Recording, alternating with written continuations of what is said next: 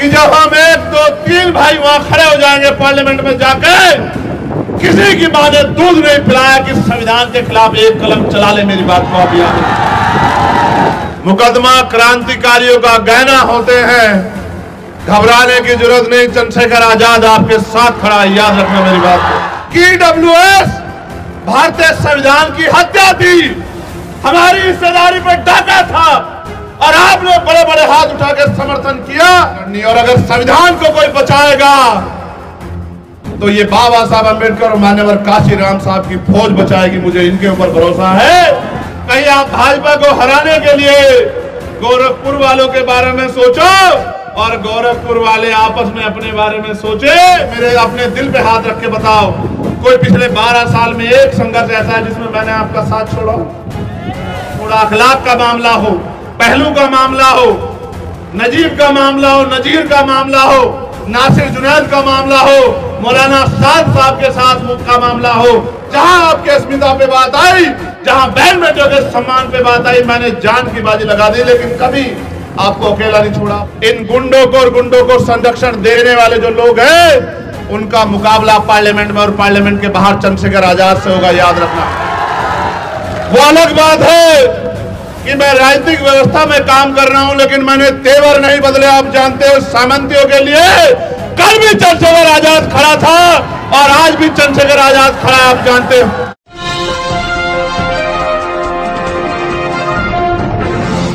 आज चुनावी सभा है और आप हजारों की संख्या में यहां पहुंचे हैं और इस भगवान बुद्ध की पावन धरती पर, जहां इस चुनाव के अवसर के माध्यम से मुझे आने का मौका मिला है और पिछले 4-5 दिन मैंने भी यहां के क्षेत्र में जाके चौधरी अमर सिंह जी के लिए जन समर्थन जुटाने का प्रयास किया है। हालात के मद्देनजर जिन्होंने देखा और महसूस किया कि बहुजन समाज पार्टी क्या कर रही है और मौके परिस्थिति को समझते हुए मिशनरी होने के नाते जो बहुजन समाज पार्टी के बूथ, सेक्टर, विधानसभा और जिले के पदाधिकारी जो एडी चोटी का जोर लगा के चौधरी अमर सिंह जी को कामयाब करने के लिए मेहनत कर रहे हैं, मैं उन सब भाइयों का भी बहुत बहुत धन्यवाद करता हूं। और जिन पर मुकदमा करके जिन्होंने डराने का प्रयास किया गया, मैं उन वीरों को भी कहना चाहता हूं, मुकदमा क्रांतिकारियों का गहना होते हैं, घबराने की जरूरत नहीं। चंद्रशेखर आजाद आपके साथ खड़ा है, याद रखना मेरी बात को। आप जानते हैं कि यह देश किस दौर में है और समाज आपकी तरफ देख रहा है। जो इंडिया अलायंस के लोग आज संविधान बचाने की बात कर रहे हैं, लोकतंत्र में खतरे, आरक्षण पे खतरे की बात कर रहे हैं, उनका यह कहना सही है कि खतरा है, क्योंकि आरएसएस और भाजपा ने कभी संविधान को स्वीकार ही नहीं किया, इस देश के तिरंगे को भी स्वीकार ही नहीं किया।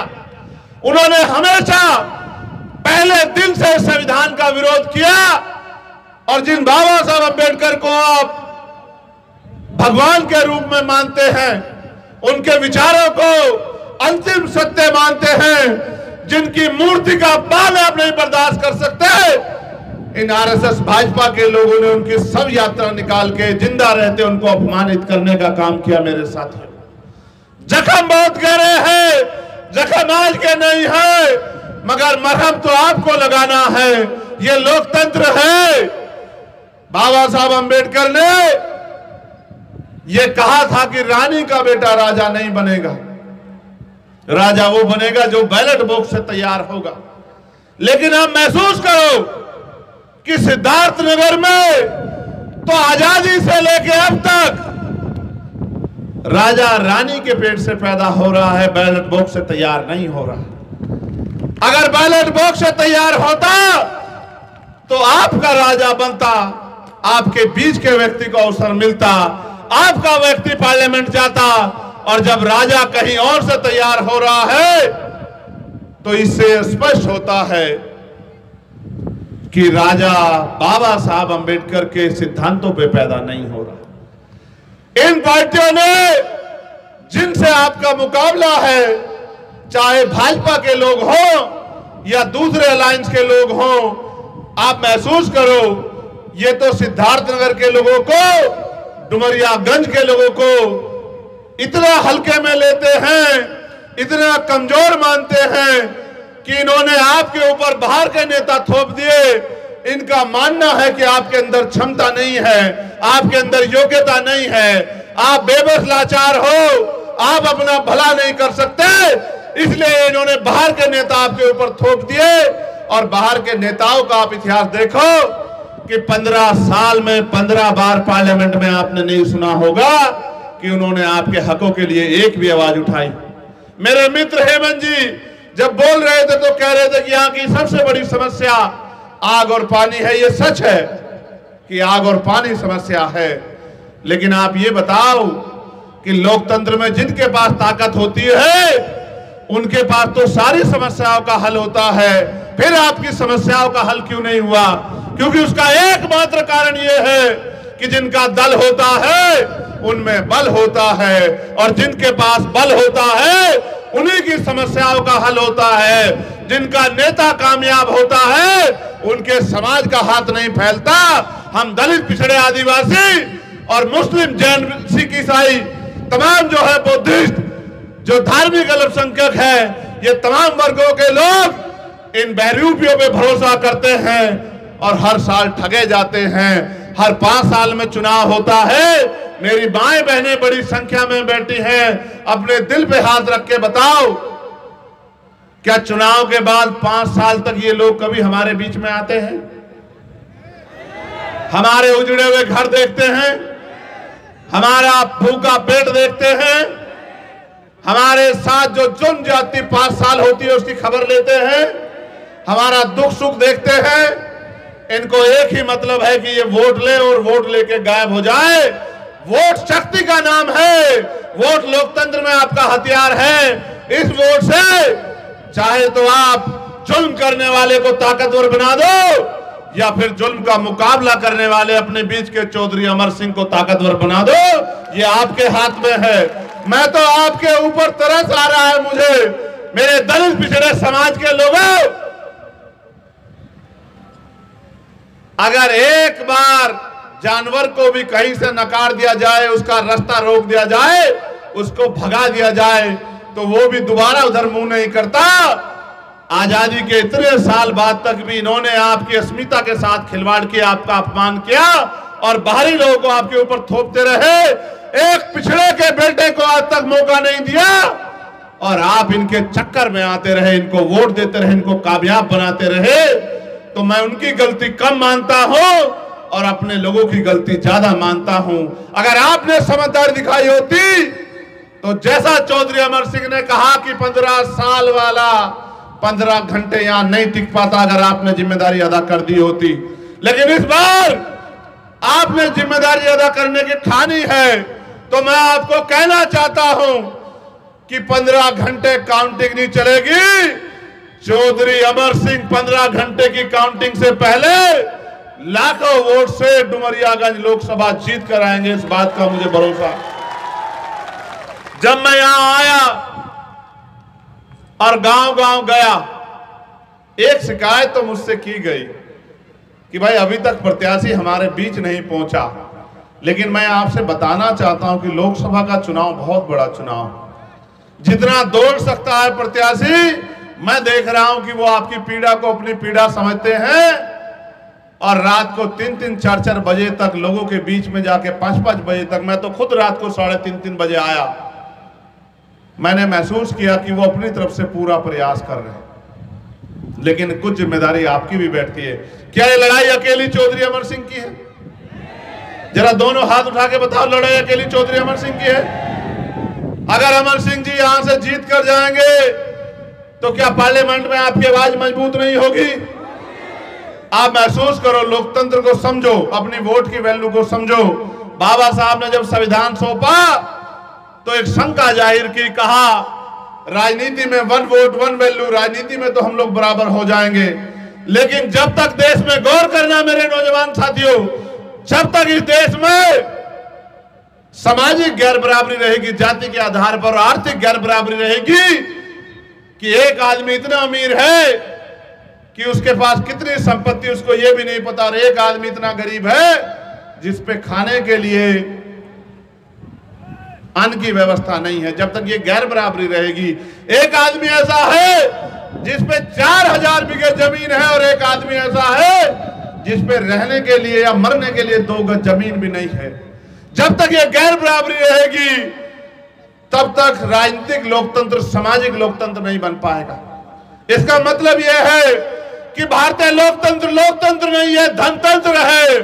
पैसे वाले लोग राजनीति में कामयाब होते हैं। प्रधान से लेकर प्रधानमंत्री का जब चुनाव होता है, एक से एक बड़ा पैसे वाला हमारी वोटों का सौदा करने के लिए अनेक पार्टियों से टिकट लेके आता है। जब राजतंत्र था, आपको कुर्सी में बैठने नहीं दिया जाता था, राजा महाराजाओं के बच्चे बैठते थे, धन्ना सेठों के लोग राज करते थे। आज तो लोकतंत्र है, आज आपको कुर्सी पे बैठने से कौन रोक रहा है? अगर आप अपनी जिम्मेदारी को समझो, वो खतरा अभी टला नहीं है। आप महसूस करो, कोई मिल वाला, कोई फैक्ट्री वाला, कोई उद्योग धंधे वाला, कोई मीडिया वाला, कोई लखनऊ से आके, कोई गोरखपुर से आके, कोई बस्ती से आके आपकी वोटों पर राज करने का काम करता है, और जब आपको मुसीबत में जरूरत होती है तो आपको ठेंगा दिखा के भाग जाता है। इन लड़ाई से आपके जीवन में क्या बदलाव हो रहा है, आप बताओ। आज आप इतनी बड़ी संख्या में जुटे हो तो मेरा मन गदगद है कि आपके मन में भी वही चल रहा है जो मेरे मन में चल रहा है। आपके अंदर भी पीड़ा है, मेरे अंदर भी पीड़ा है। इस मंच पे बैठे हर आदमी के मन में पीड़ा है। हर आदमी ये चाहता है कि बदलाव हो और बाहरी लोगों को जवाब मिले, लेकिन यहाँ मंच पे बैठे लोग जवाब नहीं दे सकते। जवाब डुमरियागंज की जनता देगी, क्योंकि ईवीएम का बटन आपको दबाना है। आप महसूस करो, आज नौजवान बेरोजगार है। पेपर कोई भर्ती आ जाए, दरोगा की हो, पुलिस की हो, पटवारी की हो, सेक्रेटरी की हो, मास्टर की हो, कोई एक भर्ती ऐसी नहीं इस भारतीय जनता पार्टी की सरकार में जो जिसमें पेपर लीक ना हुआ। दरोगा की भर्ती में भ्रष्टाचार हुआ, कोई लड़ने नहीं आया। अगर लड़ने कोई आया तो चंद्रशेखर आजाद। 69,000 शिक्षक भर्ती में घोटाला हुआ, 20,000 पद दलित पिछड़ों के छीन लिए गए। वो बच्चे बच्ची इको गार्डन में धरनों में बैठ गए, कोई सुनने वाला नहीं, सब नेता खामोश हो गए। कोई आवाज उठाने आया तो चंद्रशेखर आजाद, जिसने 5 दिन तक उनके साथ उसी खुले आसमान में अपनी जान की परवाह न करते हुए उनके बीच में रह के आंदोलन किया और एक बड़ा आंदोलन करके सरकार को मजबूर किया कि 6,800 बच्चों को नौकरी मिले। जिस दिन 6,800 बच्चों को नौकरी मिल गई, उनकी लिस्ट जारी हो गई।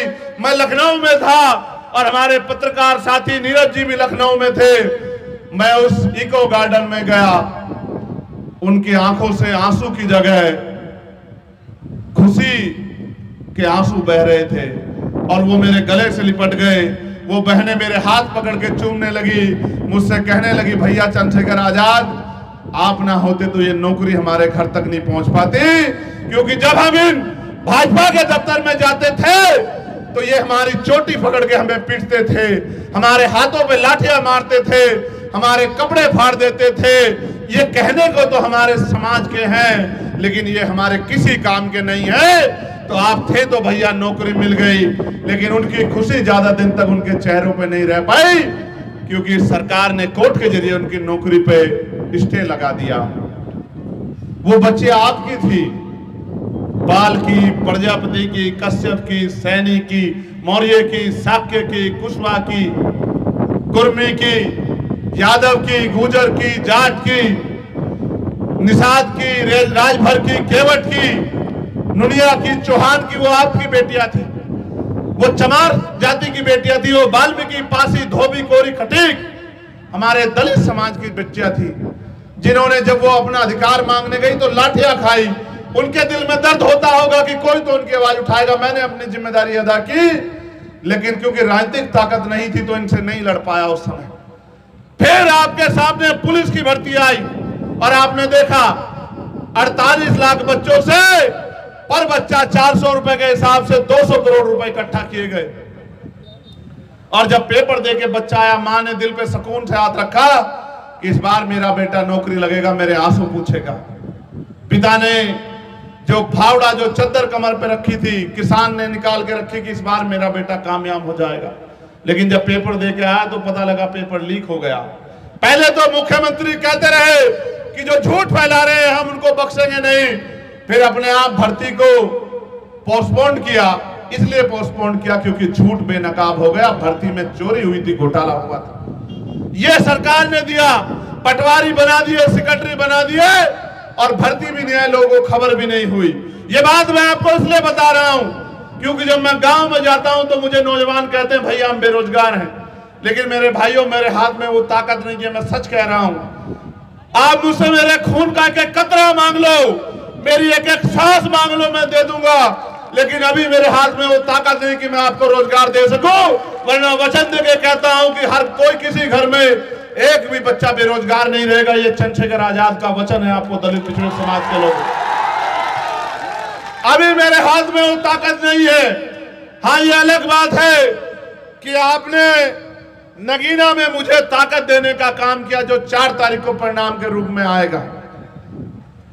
मैं आपसे इस मंच के माध्यम से चौधरी अमन सिंह जी के साथ बड़े भाई स्वामी प्रसाद मौर्य जी के लिए भी समर्थन मांगता हूं कि अगर कुशीनगर में आपका कोई दोस्त साथी रिश्तेदार रहता हो तो उसको कह देना कि स्वामी प्रसाद मौर्य जी नहीं लड़ रहे, चंद्रशेखर आजाद लड़ रहा है, हमें उनके सम्मान की रक्षा करनी है।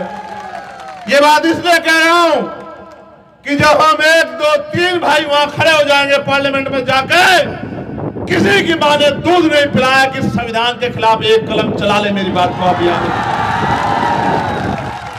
देखो, मैं आपसे सच कह रहा हूं, ये भारतीय जनता पार्टी के लोगों ने पूरा देश गिरवी रख दिया है।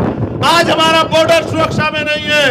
अग्निवीर लाके दलित पिछड़ों के बच्चों को जो सेना में चले जाते थे, एक तरफ सेना का मनोबल गिराया, दूसरी तरफ वो नौकरी भी हमसे छीन ली।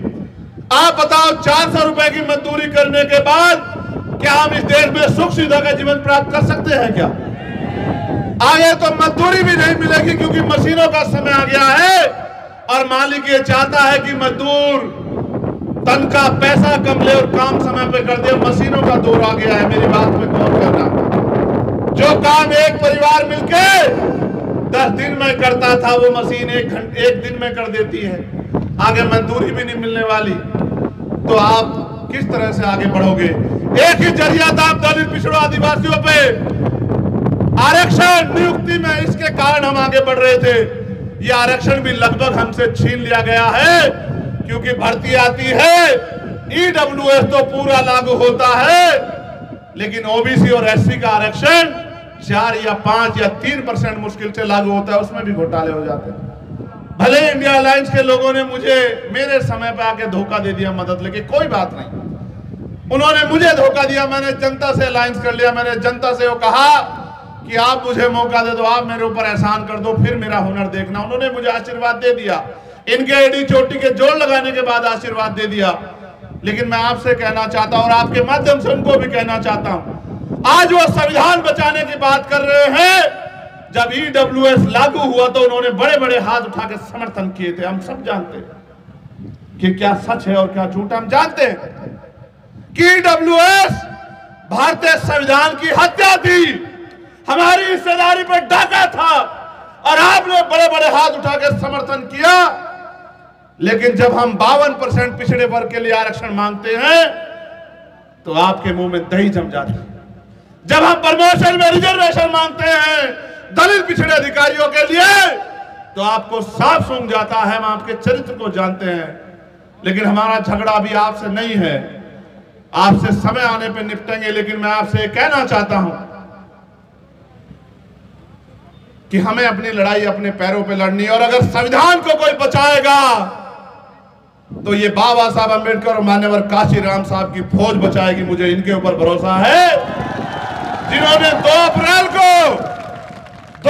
2018 को एक ऐसा इनकलाब लिखा था भारत की धरती पे कि शायद दोबारा कोई लिख भी नहीं पाएगा और पढ़ भी नहीं पाएगा कि एक SC/ST एक्ट को बचाने के लिए 17 नौजवानों ने, बहादुरों ने बलिदान दे दिया था।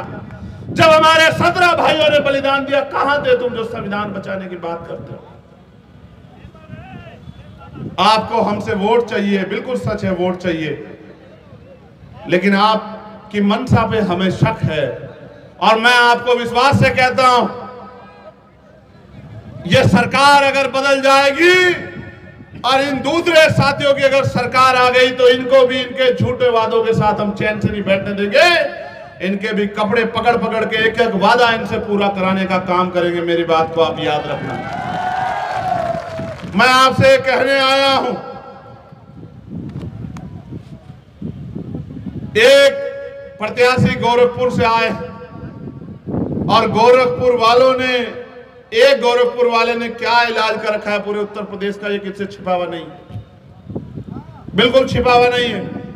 आप दूसरे गोरखपुर वाले के चक्कर में मत पड़ जाना, क्योंकि क्षेत्र क्षेत्र में बड़ा मेल होता है। और ऐसा भी नहीं है पता, कहीं आप भाजपा को हराने के लिए गोरखपुर वालों के बारे में सोचो और गोरखपुर वाले आपस में अपने बारे में सोचे। ऐसा ना हो जैसे उनके दूसरे साथी चले गए राज्यसभा के चुनाव में, चुनाव के बाद ये भी ना चले जाएं, उनके बराबर में ना जाके बैठ जाएं भाजपा वालों के। ये भी सोच लेना वोट डालने से पहले। एक आपने बस्ती से बुलाए हैं, 15 साल से आपने उनको ताकत दी, लेकिन 15 बार आपने उनको अपने बीच में नहीं देखा होगा। वो आपका मजाक उड़ाते हैं कि इतने बेवकूफ हैं, हम इनके बच्चों के रास्ते बंद कर रहे हैं और ये हमें वोट देके ताकतवर बना रहे हैं। वो लोग आपका मजाक उड़ाते हैं और आप लोग उनके मजाक में उनका साथ देते हो। इसलिए मैं आपको सचेत करने के लिए आया हूं और मैं आपसे मांगने आया हूं, मेरा हक बैठता आप जानते हो। और सारे नेता चुनाव के बाद कहते हैं कि हम आपकी मदद करेंगे। मेरे अपने दिल पे हाथ रख के बताओ, कोई पिछले 12 साल में एक संघर्ष ऐसा है जिसमें मैंने आपका साथ छोड़ा? चाहे वो सबीरपुर का मामला हो, सहारनपुर का मामला हो, चाहे वो हाथरस का मामला हो, उन्नाव का मामला हो, दिल्ली का मामला हो, चाहे दिल्ली में सतगुरु रविदास जी महाराज के गुरु घर को अस्मिता के साथ खेला गया हो, चाहे वो NRC का मामला हो। मेरे मुस्लिम भाई भी बैठे हैं। जब ये सारे नेता घर में पड़ के सो रहे थे और हमारी माए बहनें संविधान बचाने के लिए सड़कों पे बैठी थी, अकेला चंद्रशेखर आजाद था जिसने 29 दिन जेल काट के पूरे देश में जाके आंदोलन करके कहा कि अकेला मत समझना। वो अलग बात है कि आपको इनमें सियासी रहनुमा नजर आते हैं जो आपको चुनाव के बाद धोखा देते हैं, लेकिन मैंने कभी आपका साथ नहीं छोड़ा। अखलाक का मामला हो, पहलू का मामला हो, नजीब का मामला हो, नजीर का मामला हो, नासिर जुनैद का मामला हो, मौलाना साद साहब के साथ का मामला हो, तबलीगी जमात का मामला हो, मौलाना कलीम सिद्दीकी का मामला हो, चाहे पूरे देश में चाहे हिजाब का मामला हो, जहां आपके अस्मिता पे बात आई, जहां बहन बेटियों के सम्मान पे बात आई, मैंने जान की बाजी लगा दी, लेकिन कभी आपको अकेला नहीं छोड़ा। आप जानते हैं इस बात को। और मैंने वोट के लिए नहीं किया कभी ये, मैंने हमेशा अपने मन में ये दृढ़ संकल्प किया कि मैं अपने महापुरुषों के रास्ते पे चलूंगा और अपने जीवन का एक कण लगा दूंगा आपकी सेवा में। लेकिन मैं जब गांव देहात में जाता हूं, माओ के उतरे हुए चेहरे देखता हूं, बहनों के चेहरों पे आंसू देखता हूं आंखों में, बुजुर्गों के चेहरों पे उतरे हुए चेहरों और आंसू देखता हूं और ये सोचता हूं कि ये दिन कब बदलेंगे। 70 साल से आप लोग व्यवस्था का दरवाजा खटखटा रहे हो कि हमारी बात सुन लो, हमारी बात सुन लो, हमारी बात सुन लो, लेकिन कभी 70 सालों में इन्होंने आपकी तरफ पलट के नहीं देखा। मैं आपसे कहना चाहता हूं, अब समय दरवाजा खटखटाने का नहीं, दरवाजे को तोड़ देने का समय आ गया, क्योंकि लोकतंत्र में आपके हाथ में वोट है। तोड़ दो दरवाजा, वो गुलामी की बेड़िया तोड़ दो जो बेड़िया आपको और आपके क्षेत्र को अति पिछड़ा कहलाने पे मजबूर करती है। मेरे साथियों, एक दो समस्याएं भी मेरे सामने रखी गई हैं, लेकिन कुछ बुनियादी बातें भी मुझे आपसे करनी है।